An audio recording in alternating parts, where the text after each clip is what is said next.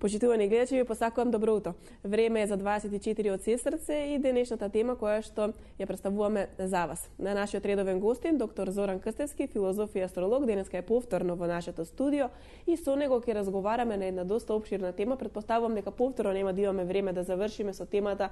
Секогаш ни останува работи кои што се недокажани, така ќе биде и денес, верувам. Зборуваме за светот денес и ние во него. Многу прашања, многу размислувања, многу различни веројатно коментари околу оваа тема. Ние ќе започнеме со разговорот, а секако во втората половина ќе ве очекуваме и вас, вие да го кажете вашето мислење или едноставно да поставите некое прашање поврзано со денешната тема до доктор Зоран Крстевски. Зоран, добро утро и добре дојдовте. Добро ве најдов. Постојано ни остануваат темите недовршени, затоа што има навистина многу што да се зборува. Времето може би изгледа многу, меѓутоа е малку за вакви теми. Светот денес и ние во него. Многу прашања, бараме многу одговори, каде е светот, каде сме ние денес. Еве за почеток да ни кажете зашто баш еве ваква тема денеска отвараме. Па еве сите ние сме сведоци на многу нешта кои што се случуваат во светот, кои што не се убави. Загрижувачки. Загрижувачки, секој си го поставува прашањето. Каде оде овој свет, каде и ние во овој свет и што се случува со сите овие околности? Каде е моралот, каде е вредноста, каде е духовноста? Дали има некоја опција нештата да се променат? Се гледа ли патот каде оди светот? Па дефинитивно дека не оди кон хармоничната патека. Затоа што гледате, материјализмот во секоја смисла надвладеа, его тенденцијата, желбата за страсти, телото се стави во преден план, не се води сметка ни за вредност, ни за алтруизам, ни за хуманизам дури на некој начин. Интересот е максимално присутен и сега прашањето кој тоа го предизвика и зашто сите овие нешта се надвиснаа. Ако одиме ни политички или да анализираме многу нешто од историјата, ќе кажеме дека сепак сега се наметна еден нов концепт на строг капитализам. Значи, капиталот во преден план, за разлика од порано, кога знаеме, имаше два блока и секој тежнееше кон себе. И на основа на тоа мораше едниот систем и да се гради, да се подобрува, да еволуира, да биде поуспешен, за да не дозволи ни другиот систем да го надвладее. Значи, сепак и овие во капитализмот внимаваа, создаваа некое чувство за народот, за општеството, за работната сила и така натака. Сега го нема социјализмот, капитализмот се надвисна, капитализмот секогаш го става преден план. Материјалното го губи чувството за човечкото и автоматски ние сега се доведуваме во опасност да дозволиме, гледате, нехуманоста, алчноста, себичноста да завладеат и автоматски тогаш и не треба ни да зборуваме за морал, за вредности. И до кога може вака? Така, до кога додека свеста не се подигне. Значи, свеста е многу ниско присутна од аспект, што еве ние гледаме, например, и во нашите медиуми. Тотално заглупување на обичниот човек. Во некои телевизии, со национална концесија, од сабале може и до вечер, разноразни јавувачи по телефони кои што се вртат и едно те исто зборуваат. И треба тоа, ама не да се претера. Потоа турски серии, потоа квази некои дебати или пак разноразни информативни програми во кои што се пере мозокот на обичниот човек, не му се дава простор да размисли, да проникне во вредноста. Да не зборувам за оној шунт на разноразна музика од соседството и така натака. Добра, меѓучовечките односи во светот ова? Па значи прво е битно со што ние се храниме, што ни се наметнува, што ние примаме како информација и како себе се структурираме. Затоа што е клучно и од надворешен аспект, она што се вели енвироменталистичка теорија, дека човекот е социјално битие и тоа на основно на што го обкружува, она што го живее, таков и станува. Затоа спомнав медиуми, кои што имаат сериозна одговорност, помеѓу другото да наметнат едукативни содржини, да го подучат човекот, да му асоцираат на вредности, како и да ја подигне свеста да придонесе за себе, за семејството и за општеството. Потоа, од другата страна ми и човечки односи. Како кога јас сум отуѓен со себе си, не се наоѓам добро во својата кожа, имам одреден страв, имам неизвестност, не знам што ќе биде со перспективата на материјално, екзистенцијално поле, на емоционално поле, да бидам во хармоничен сооднос со другите. Автоматски јас сум стегнат, сум блокиран и се отуѓувам и од другите. Значи, отуѓувајќи се првично од работниот труд, ние не се наоѓаме во работата или ретко кој се наоѓа.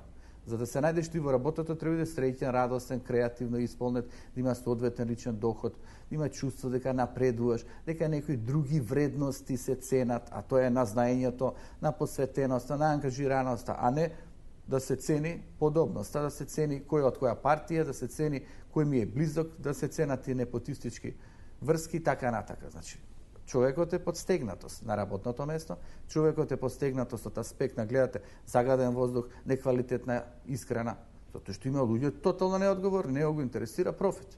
На основа на тоа тој ќе пласира производи кои ќе им штетат на консументите, на потрошувачите. Што еве гледате и во Америка се случи. 28 години затвор го казна еден производител таму на путер од кикирики, затоа што во тие производи имало салмонела и се некој тоа го консумира. Во Кина истото тоа се случуваше.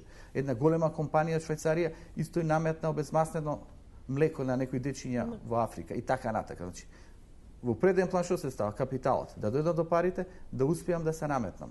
Не водам сметка за другиот, не водејќи сметка за другиот, тој другиот како да има сигурност, како да има опуштеност, како да има релаксација. Да, и доверба меѓу другото. Да, затоа реков. Меѓу луѓето и институциите исто во денешно време. Па секако дека институциите си имаат свое влијание, ние на нив не можеме да се потпреме.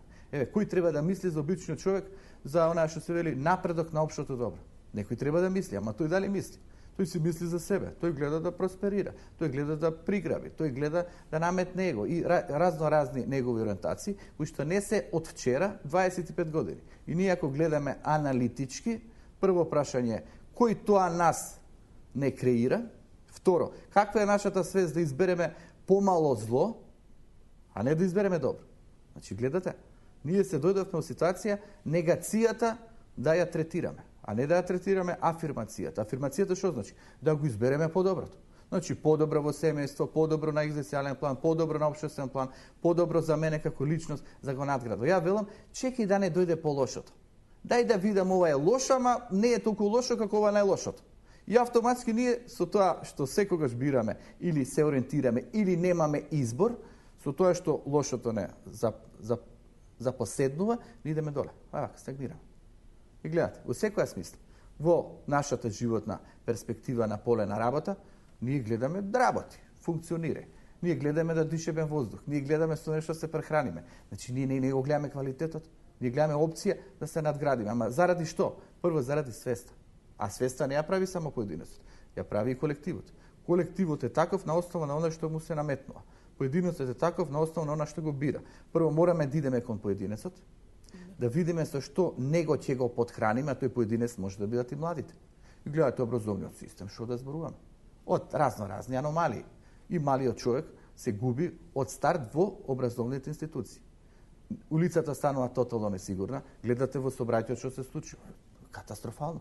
Прво, тој може да вози како што сака, може да настрада некој пешак, велосипедист, утре не знаеме тој колку ќе одговара, стравот тука не е присутен да внимава, не е ни присутен моралот, не е ни присутна совеста, не е ни присутна одговорноста. Значи не сме безбедни на улицата. Не сме безбедни на материјално поле, не знаеме што ќе се случи, не знаеме што ќе нас најде, не сме сигурни на екзистенцијално поле и автоматски ние се стегаме, стотуѓуваме длабоко себе, имаме одреден немир, анксиозност, имаме фрустрација. Со таа фрустрација, како ние да изградиме добри односи со другите? Како да бидеме во социјална интеракција? Не можеме да бидеме. Значи, тука се многу аномалии присутни кои што имаат причинител. На основа на тој причинител ние ги трпиме последиците. Знаете што е најстрашното? Не го знаеме дното. До каде сите овие нешта ќе се наметнат. И автоматски не знаеме каде да се потпреме. Но иако тука јас би асоцирал, има и патекос. Патокосот се подпираме на себе си и ова што го кажав. Каде сме ние во светот? Прво, како индивидуо, како поединец. Колку придонесувам? Затоа што гледате, сега ги анализиравме аномалиите.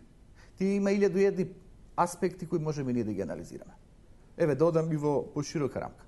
Од аспект на фармацевтски индустрии во светски рамки. Не знаеш што да очекуваш, не знаеш што да се потпреш, не знаеш што ти наметнува и така натака. Да одиме присутна детска порнографија. Не знаеме на интернетот што ќе налетаат нашите деца, што ќе се случи. Да анализираме бело робје во 21 век. Да анализираме разни војни заради интерес.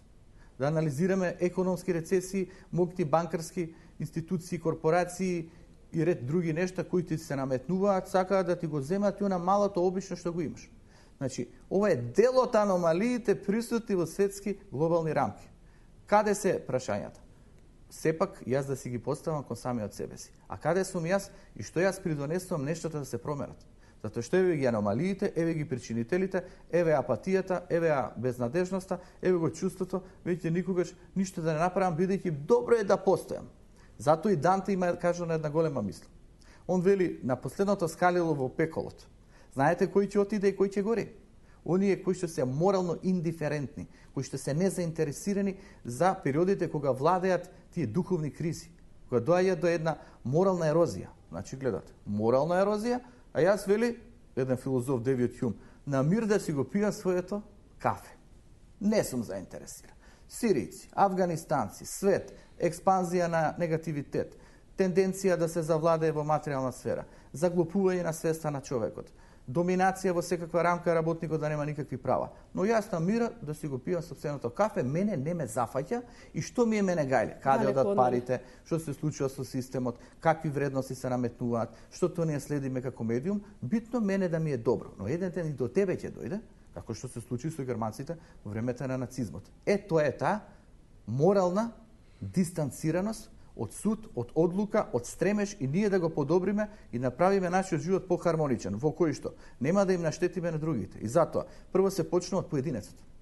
Значи, во капитализмот сега веќе е вреден поединецот или индивидуално се дејства, го нема веќе колективистичкиот аспект, каде што нели во социјализмот бевме ние битни како група, како народ, како општество, каде што државата е пред се. Таа ти го обезбедува работното место, таа ти дава потенцијален покрив над главата, таа ти дава леп, ти си тој кој што треба да придонесе за општеството. Може ќе нема слободата, но ќе го имаш лебот. Сега ние треба да го обезбедиме лебот. Тој леб се повеќе оди во рацете на малкубина. Тие заграбуваат се и уште повеќе сакаат да заграбат. На обичниот мал човек што му останува? Да почнува да промислува. Дали самиот придонесува, дали се преклонува кон зло, кон негативитет, дали будејќи свестон сам може да придонесе на микрониво. Микрониво кое? Семејство. Дали ги воспитуваат своите деца? Или вели, се е загадено, уништен екосистем, неводење сметка за животната околина. Ама дали ти на твоите деца им го кажуваш што и они да не го прават? Прво прашање. Второ, не е добро општеството, не се добри нештата, немаме напред, немаме перспектива. Каде си ти со својата свест да придонесеш? Кон што се ти ориентираш? Или ти за едно брашно, за еден шејкер, за еден зејтин, утре повторно ќе се приклониш некому. Значи, аспектот каде е? Мора да се буди свеста, мора да се придонесе првично за себе си, на основа на духовното, етичко, морални вредности, преку нив да создадеме еден нов систем, во тој систем да има постулати, институции, поединци, групации, да имаат одредена одговорност, да имаат отчетност, што се вели, за да ние колку толку се заштитиме од надворешните наезди. Иначе, губејќи го поединецот, губејќи ја свеста, губејќи индивидуалноста, ние сме приклонети или водени од надворешни околности. Надворешни околности, еве да не ја ширам, нека бидат, еве видиш, потенцијални војни, кои што луѓето ги стеруваат, кои што мора да мигрираат и така натака. Надворешна околност може една економска рецесија, па многу да ги изгубат заштедите. Потоа надворешна околност може да бидат разноразни болести, неретко и продуцирани, за да се трошат за фармацијата има одреден профит и така натака. Значи, надворешна околност, што помалку присутна, што повеќе моќ кон сопствената внатрешна вредност, која треба да се пробуди со читање книги, со следење добри едукативни емисии, со надградба на личноста, со контакт со позитивни личности, со една свест дека постои доброто. Замислете, ние како човештво се ставивме во рамката дека доброто е минорно, скоро да го нема, а јас сум сигурен и тоа и може да се посведочи, постојат исклучително позитивни духовни луѓе, кои што гледаат и за другиот, кои што водат сметка за општото добро и кои што не се исклучиво ориентирани кон личниот себичен интерес. Тоа е таа свест. Тоа е тоа будење и тука нормално има уште некои точки да ги раскажам, бидејќи првата асоциација ја ставив на поединецот. Втората е што тоа ние правиме во семејството, како ги воспитуваме нашите деца, на што им асоцираме. Третиот аспект е општеството.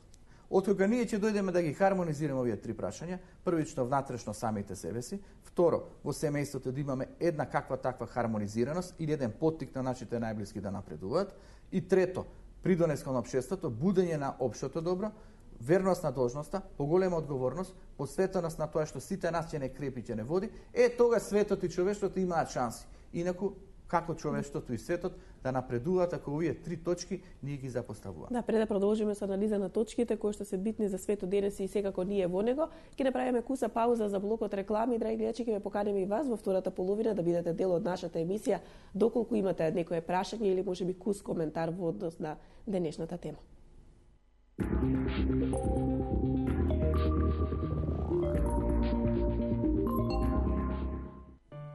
Велат дека животот е она што ни се случува додека сме зафатени со правење планови.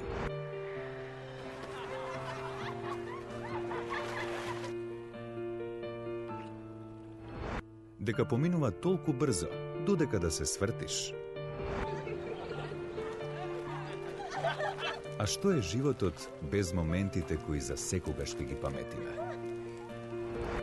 Без да ги направиш нештата за кои што сонуваш?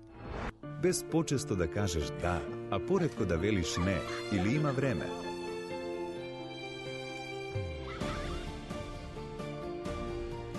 Без да го живееш токму онака како што ти сакаш. Ова е твој живот. Живеј го исполнето секој ден и знај дека секогаш има на кого да се подпреш. Стопанска банка, на ваша страна. Акција Бујото Есенцијале, само во салонот на МТАС Футуро, кујна дизајнирано бујото за само 2199 евра. Во цената се вклучени медијапански фронтови по ваша желба, лакирани или пластифицирани, работна површина изработена од цврт композитен материјал со излиен садопер, чешма, фиоки и врати со меко затворање, вградлив фрижидер, замрзнувач, вградлива фурна, вградлива грејна плоча, искриен аспиратор Фабер. И тоа не е се. На секоја кујна добивате 2 години гаранција. Кај нас вашите пари имаат најголема вредност. Ве очекуваме во нашиот салон на улица Даме Груев број 3, зад Републичкото собрание во центарот на Скопје. Најдоброто од Македонија.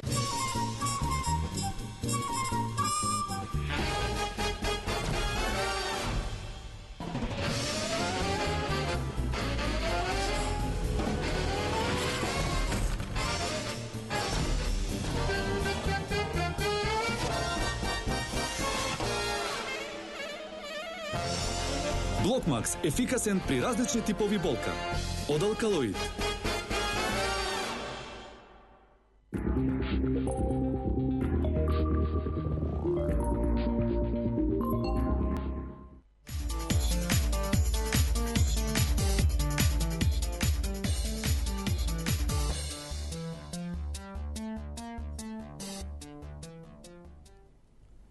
Светот денес и ние во него е темата на која што денеска разговараме со доктор Зоран Крстевски, филозоф и астролог.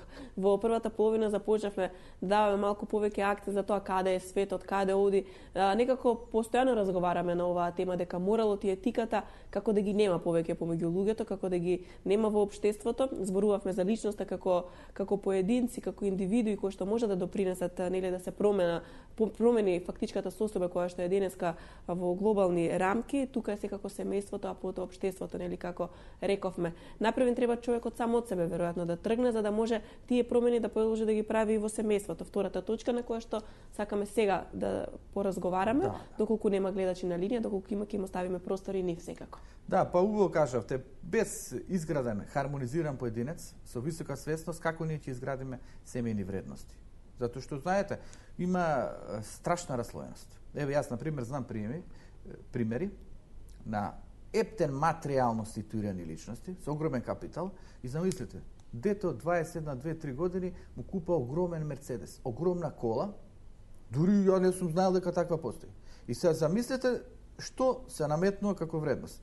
Статусот, моќта, парата, така наречената брендираност, а не се наметнува духовноста, алтруизам, вредноста, чувството значи да придонесам, да се развивам како млад човек, из призма на знаењето и така натаму. А постојат ли примери кои што можеби имаат материјални средства, може да се ги дозволат овие скапи автомобили, скапи работи, патувања, а при тоа да запазуваат и на моралните вредности? Така, има и такви луѓе и дефинитивно тие се оние кои што треба да предводители. Оној човек кој што се бори за парчето леп, тој не може ни книга да си купи, не може да се поткари ни со духовни вредности. Тој гледа да обстане. Него му е најклучно да го помине денот. Од другата страна, ние дојдовме во ситуација исклучително богати поединци, прашање дали во животот 2-3 книги прочитале или што им останало во главата. Едноставно не се ориентирани кон тоа прашање. Затоа што средната класа го крепи општеството. И ние во овој случај доаѓаме до исклучително богати поединци кои што стануваат се побогати. Огромен број на народ, на граѓанство кои што се осиромашува. Тие што се осиромашуваат не можат духовно се поткранат, не може да читаат, немаат средства или пак не им стигаат тие средства. Овој пат другиот го губиш од културно-духовен аспект, бидејќи ориентиран строго кон материјализмот, строго кон профитот и само профитот. Иако во светски рамки познато е многу личности, една од нив е Мадона и не само таа, значи не сакаат своите деца да ги тендираат на основа на материјалното. го подвикува да учи. Многу од тие богаташи во Америка посебно, значи им даваат простор на нивните деца да работат, да функционираат, да се надградуваат, не го подхранува со материјализмот, не го прави роб на телото.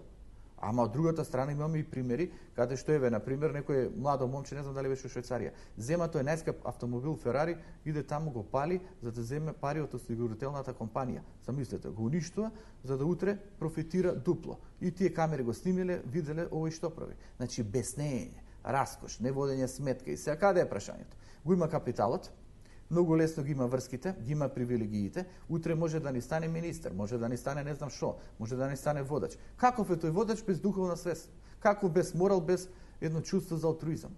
Каде он ќе не води? Никаде, тој сам себе не може да се води. Веќе може би го води телото, може го води материјата, може го води егото, а веројатно го води незнаењето. Незнаењето од аспект на вистинските вредности. И сега овде има многу онтолошки прашања, како тоа материјализмот се наметна и создава предуслов луѓето со ниско развиена свест да имаат се повеќе капитал, а луѓето кои што имаат духовен капацитет едноставно како да тешко се снаоѓаат. Зашто е тоа така? Затоа што умот опериран од емоција, опериран од хуманитет, од чувство за другиот, тој гази се пред себе. Тој гледа да успее, тој гледа материјално да се наметне. И тој утре кој ќе дојде да биде капиталист, индустријалец, да биде стопанственик во било кој сегмент, тој утре ќе го плаќа работникот со еден минимален личен доход. Не го интересира. Профитот е огромен. Не ме интересира, тој е стандардот. Ама ние со тој низок стандард што предизвикуваме? Да утре општеството не оди напред, не се креира, семејството да има подкрепа. А сега јас ако мене ме прашате што ќе речам? Чекај, какав ти е колачот на добивката на профитот? Па ти е огромен. Колку ти е, да речеме од тој 90%, нека останат за тебе 10% дади за работниците, или дади 20, или дади 30, што е тешко, но на таа основа и работникот и обичниот човек ќе има со што да се подкрепи, ќе има можност да се надгради на културен начин, ќе може да патува, ќе може своите деца да ги мотивира, ќе може да има возможи студирање, образование и ред други нешта. А ние што се случи? Огромен профит од 99% одика и таквиот, 1% мала ситно останало кај човекот. И затоа сега на пример, нели кај нас е актуелно минимален личен доход, ние ќе сме ги оптовареле стопанствениците. Па чекај бе малку. Прво, што е тоа 8.000, 8.500, 9.000, или нека биде и 200 евра. Што е тоа? Тој ако е стопанственик, тој треба да заработи, а ние од другата страна знаеме стопанственици кои што исклучително многу заработуваат, а даваат прениски лични доходи. Да не ги кажам во кои домени, стопански домени и дејности, тоа они го прават. Значи, гледате, едно е прашањето ако ти тешко просперираш, ако нема капитал за тебе како организација, како институција, како фирма и така натака. А друго ако ти имаш огромен профит и од тој профит оставаш трошки за малиот обичен човек, во случајот работникот кој ти придонесува. Значи, ова ви е едно од прашањата кои што во општествен аспект мора да се размислуваат, да се подигне работниот труд, да се подигне вредноста на оној кој што работи, кој што придонесува. И тука нормално секако ќе разговарам и за семејството и да ви ги кажам и тие аномалии. Оно што сакам да ве прашам е постоењето на хуманоста во денешно време. Сведоци сме на многу настани кои што бараат да бидеме хумани кон останатите граѓани, сограѓани или жители на планетата Земја. Што се случува со хуманиот аспект денеска во светот и каде сме ние? Дали знаеме да бидеме се уште хумани? Па ете, гледате, многу луѓе се во несреќа, во мака, во која што не самите влегле, некој ги ставил. Прво, таму имало некои диктатори кои не воделе сметка за народот. Создавале еден вид на деструкција. Но и покрај таа деструкција некако се живеело, се функционирало. Имало учени луѓе кои придонесувале, кои што имале семејства, кои што имале одреден имот. И сега доаѓа војната, доаѓа некој кој што им наметнува еден вид на токсини, и се разнебитува, се уништува, луѓето се принудени да бегаат, да емигрираат, не можат да опстанат во војната. Зашто војната насилниците просперираат. Садистите, убиците, тие што се никаквици. Бидејќи тие преку матното најмногу просперираат. Не може учениот човек во војната се снајде и тој него му останува да избега. Бегајќи треба да налета на хуманитет, на некој кој што ќе го прими на некој начин, некој што ќе му возможи каква таква екзистенција. Што се случува? Европските вредности кои што се темелеа и на соживот, и на демократија, и на еднаквост, и на правичност и на одговорност, сега ни ги гледаме дека се од тотално изумирање. И тогаш затоа се поставува прашањето каде оди светот. Прво, некој моќен таму, кој што ги предизвикува војните, ги користи ресурсите и потоа те остава во тоа буништето те остава во бездната, ти да се снаоѓаш, не е заинтересиран. Второ, некој кој што се прокламира ако високо духовно морални вредности, ние го гледаме, затвара граници, става таму огради и ред други нешта, не сака да придонесе за унесреќениот човек.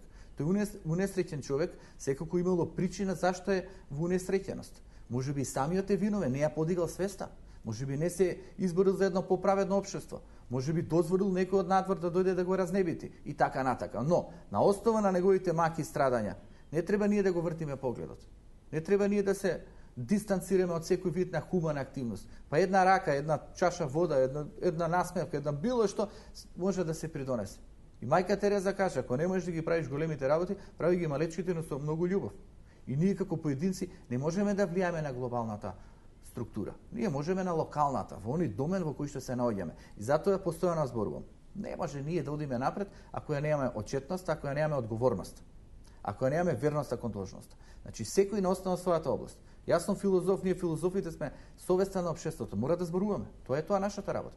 Докторот, медицинарот, тоа мора да го работи. Овој вамо во економијата, овој во политиката, овој во судството, овој во новинарството, се знаат кои се начала. Така што со изопачување на тие основни вредности, ние доаѓаме во ситуација да се запрашаме каде оди светот, каде е хуманитетот, каде е помошта, каде е чувството за малиот обичен. И на крајот на криштото, што е тоа за една Европа, па нека си ги прибере секој на основа на оној колку што може. Нека им помогне, нека им даде шанса. Дали е битна само религијата? Битна е човечност. Што е битно, кој од кај потекнува, што може да создаде, како може да создаде. Ако имаш изграден систем, ако имаш моќни институции, ако имаш правичност, се што е аномалија си го наоѓа своето место. А не може аномалијата, деструктивноста тебе да ти ги креира вредностите. Каков е тој напредок кога црното ќе го доминира белото? Белото пропаѓа. Затоа што гледате, овде е 2 чаши на вода, за среќа тие се убави бистри. Но заматената вода од старт ја деградира оваа чистата вода. Значи, само малку да ставиме заматено, водата веќе пропаѓа. Доминира црното. И затоа тука не треба да идеме утопистички, дека се треба да биде бело, светот е така поставен, мора да постои црното, но најстрашно е ако доминира црното. И сега гледате, ние ако седнеме и добро размислиме, голема борба, голема мака ќе имаме да го најдеме белото. Каде е, колку е присутно, дали е присутно, иако јас овде ќе кажам, тоа е еден вид на симулација. И симулакрум, во која смисла? Медиумите наметнуваат црно и ги даваат примерите или асоцираат, или секојаш не го гледаме она што е аномалија, она што е слабост, она што се провлекува, или она што ни ги пере мозоците во името на доброто, фактички скриената агенда е негативното. Зашто го зборам? Затоа што кај малиот обичен човек има многу добрина, има многу хуманитет, има алтруизам, ама дали тоа ќе го дадат медиумите? Да, немаме многу време да се задржиме малку повеќе кај семејството. Колку семејството може да влие уште од мала возраст кај децата, кај потомците, да се наметнат добрите вредности, и колку семејството може да помогне да светот во кој што живееме денес, гледаме дека е без морални вредности, без етички вредности, дека оди во некоја нехармонична патека, како рековте, да се врати, да помогне семејството, се врати светот на прав пат. Прво кажавме поединецот кој мора да се гради и мора ние да се ориентираме кон се што е светлосно, тоа е првото прашање. Второто, семејство, на губење на морални и духовни вредности, на традиционални норми и должности. А од аспект на тоа, семејството се разграбува, се расчинува, го нема. Едноставно, како да нема муабет, блискост помеѓу двајца сопружници, а да не зборуваме тука и децата. Сите тие аномалии кои што ги асоцирав од надвор, предизвикуваат анксиозност, немир. Може да предизвикаат кај децата, кога гледаат овој со примерот, со скапиот автомобил, кога гледаат овој бесне, гледаат овој неучениов, зафаќа функции, гледаат дека многу млади одат, бегаат од државата, што е една страшна работа, гледаат дека како јас да успеам да се пробијам и кого ќе обвинат? Дали веќе родителите не знаат како да се постават према децата, што е добро? Децата, младите, кого прво ќе го обвинат? Родителот, не ми ове безбеди, не стои зад мене, гледај го овој како просперира, зашто ти не беше таков, зашто ти не се проби, па каде си со тој морал, етика, па не се сите исти, па гледај што се случува во светот и притисок во семејството. Младите им создаваат тензии на родителите. Второ, младите од што се хранат, што придобиваат од надвор. Гледате, улицата е страшна работа. Интернетот исто така, на медиумите ретко програми со едукативна содржина. Образованието, рековме, прашање каде навистина со што тие се подхрануваат. Значи, многу прашање, многу аномалии. Затоа и ние дојдовме до ова, на секој село што се вели да се отвараат универзитети или факултети, да не се води сметка за кадарот кој предава на факултетите, да не е битно неговото знаење, неговите вредности, битно е тој чиф е и каков е.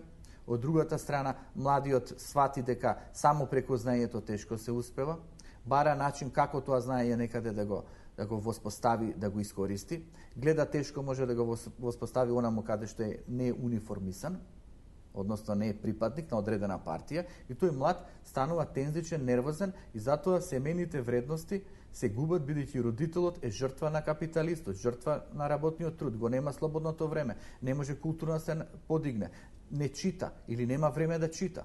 И автоматски родителот под наезда на трудот, под стравот дали ќе обезбеди хармоничен личен доход, под чувството што ќе биде понатак во иднината, под недостигот на слободно време да се посвети на своето дете, детето оставено на интернетот, оставено на улицата, оставено на ниските страсти, оставено на губење на моралните вредности. И тогаш, кога детето нема примери, а примерот може да се најде на 3 места, првиот аспект е примерот во образованието, во семејството и во општеството. Кога ги нема примерите, детето што ќе направи, или младиот човек што ќе направи? Ако има среќа, може ќе отиде некаде, ќе му се отвори предиспозиција да се одсели. Но тогаш што правиме? Ние ги губиме здравите ткива. Велите дека ако се одсели, значи дека овие теми горчливи кои што денеска ги начнавме овде, дека не важат за целата планета. Па видите, можеби сме ние засегнати одредени земји. Има време. Значи, тоа е научно испитано, 60% хармонитетот на личната среќа и на пробивот во општествена рамка зависи од местото во кое сме родени. Што ако сме родени во Сирија? Отиде среќата. Каде среќата? Замислете да почнете од старт кај некои кои што не ве примаат. Ќе ве стават во загради, во огради и ако немате капитал, каде ќе се пробиеш? Не го знаеш можеби ни јазикот, заврши твојата приказна. Замислете се родите во Америка и ја да сум писател на популарна психологија или на астролог или на вакви емисии. Лесна работа е ќе успеам. Материјалниот пробив е загарантиран. Тука нема дилема. Замислете да се родиме во Шведска, социјална држава, со подлога, со покритие. Замислете се родиме во Уганда, страшна работа. И така натака. Замислете се родиме во Македонија. Сите тоа го знаат одговорот. Значи, 60% од нашата лична среќа, од нашиот први општеството, зависи од местото во кое живееме и сме родени. 20% зависи од семејството од кое припаѓаме, колку се посветени родители, од каков слој произлегуваат, што се вели на времето, од која класа. Дали се луѓе кои што имаат привилегии, имаат можност да го потурнат своето дете. Во денешно време кај нас битно е да си во тој партиски висок слој или битно е да си во олигархиски слој. Не можат сите или битно да си во богат слој. Тоа веќе ти гарантира одреден пробив.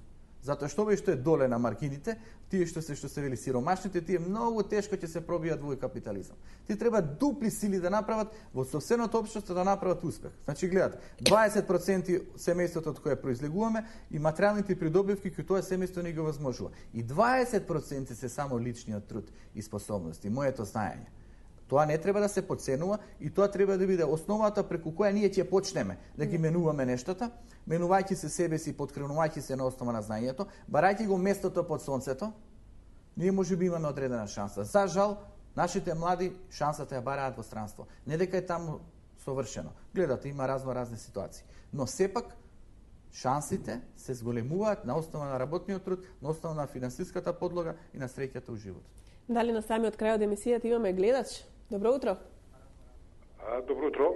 Повелете, на самиот крај од емисијата успеавте да се јавите, имате да поставите прашање? Да, сакаме да поставиме едно прашање. Повелете. Поздрав до водителката и гостинот на емисијата. Би сакал само едно прашање да поставам вака и како еден заклучок покрај сите овие објаснувања околу состојбе во нашава држава за оние морални вредности и сите понашања народот што ги изразува. Би го прашал докторот, овој народ делува нормално, а бидејќи делува нормално, дали е нормален? И овие работи ги издржува и понатаму. Ви благодарам за јавувањето. Накратко, Зора, на самиот крај. Да, ова е посебна емисија може да направиме. Тоа е онај архетип на колективното несвесно, што го асоцирал Јунг. Значи, македонецот бил под робство, имало наезда, имало експлоататори, имало опасности и така натака. Тој се научил да трпи. Значи, тој не е подигнал својот глас, тој не го искажал својот револт, тој не е искажал својата свест. Туку вели, добро е, може да биде и полошо. На основа на тоа, така наречената негова нормалност станала ненормалност, бидејќи дозволува со текот на годините, со текот на времето да се губи перспективата на младите, да се губи здравото ткиво, да се губи чувството на наша среќа, на исполнетост, на хармонизираност. И затоа не треба да ни изненади во тие истражувања среќата на македонецот да биде минимално присутна и да е на рангот на оние земји кои што произлегуваат од Африка. Зашто? Затоа што, прво, ние сме водени од политиката. Ние треба да бидеме водени од вредноста. Кога вредноста ќе биде во политиката, тогаш ќе имаме и општество во кое што ќе се крепат суштинските начала, во кое што спаѓа одговорност, посветеност, општо добро, верност на должноста, алтруизам, придонес за заедницата, напредок, експанзија. Но, ако од другата страна се дозволи, значи и понатака, ние да бидеме слепи, ние да не знаеме со што се соочуваме, ние да речеме добре што на мир го пија мојот чај, во тој случај нештата нема да се променат. Без разлика кој е тој кој ќе биде присутен во политиката. Најбитно е во политиката да биде присутна вредноста, но за да биде присутна вредноста, треба да има соодветна селектираност на луѓе кои што нема да влегуваат во политиката заради личниот интерес, туку ради чувството да придонесе за заедницата. Ако ние ја гледаме политиката како тенденција кон его истакнувањето, кон материјалното, кон желбата да биде моќниот, тогаш немаме напредок. Само мора да се размисла за поединецот. Без поединец нема општество, а во општество во кое што не се води сметка за поединците, нема хармонија, нема среќа и нема напредок. Навистина горчлива тема се чини денеска отворивме, голем број на добри размислувања од ваша страна. Благодарини на гледачот исто што се јави денеска. Ќе продолжиме во следните емисии повторно да отвориме теми кои што ќе бидат од особен интерес за најпрвен за личноста како индивидуа, за семејството, за општеството. Јас ви благодарам, докторе, што денеска бевте повторно дел од нашата емисија. Драги гледачи, и вам ви благодарам што денеска повторно не следевте. Останете со програмата на телевизија 24 вести, а 24 од Сестрце е утре повторно во редовниот термин. Пријатно!